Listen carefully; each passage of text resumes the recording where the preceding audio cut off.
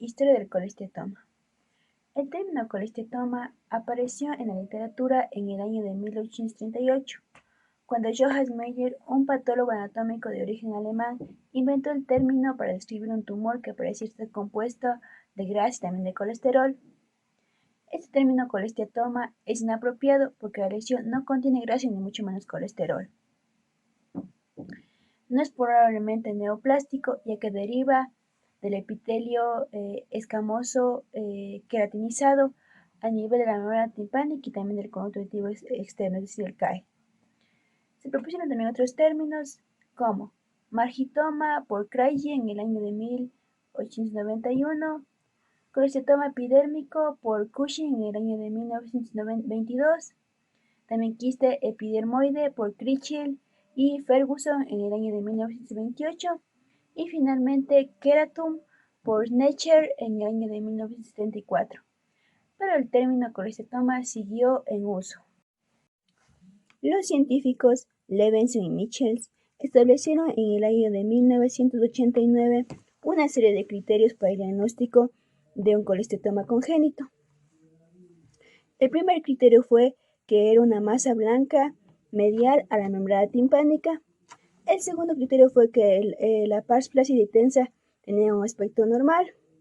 El tercer criterio era que estaba sin historia de otorrea o también sin historia de perforaciones.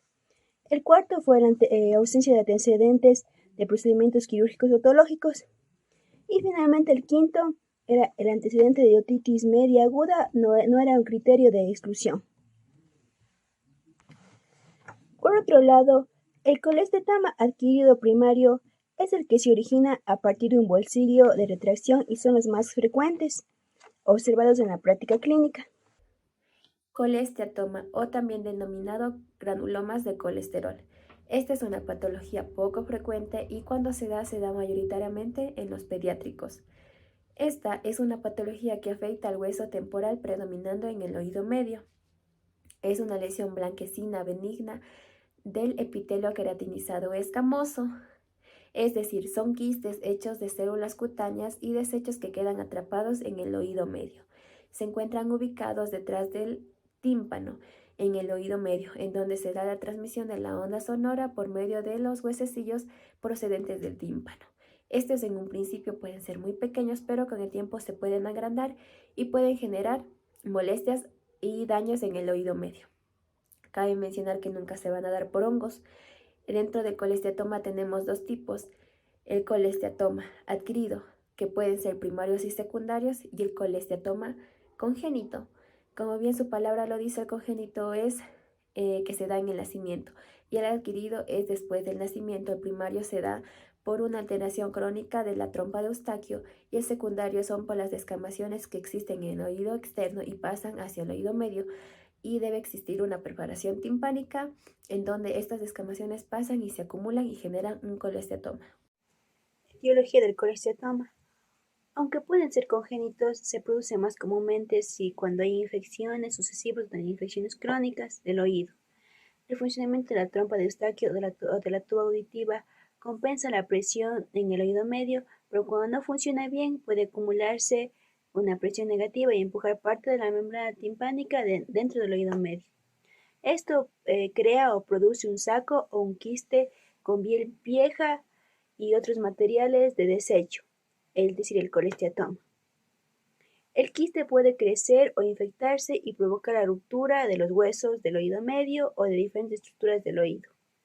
Esos daños podrían afectar a la audición, al equilibrio y posiblemente el funcionamiento de los músculos faciales.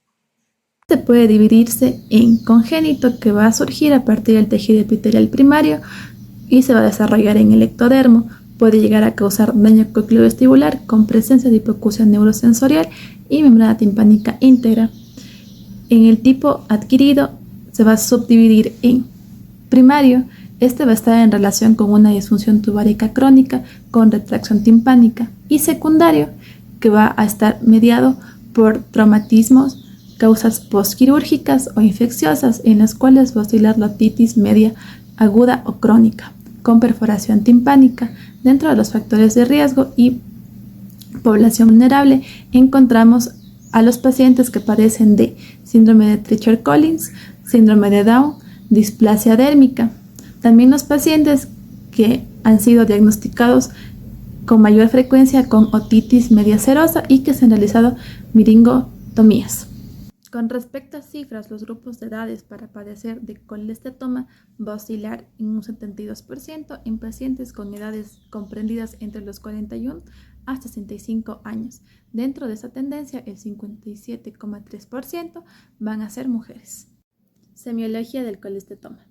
Dentro de la tríada encontramos tinnitus, otorrea e hipoacusia.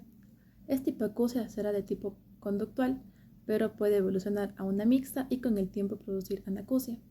También podemos encontrar otodinia, otalgia, sensación de plenitud óptica, vértigo y en los casos más graves, cefalia y parálisis facial. El tratamiento del colesteatoma.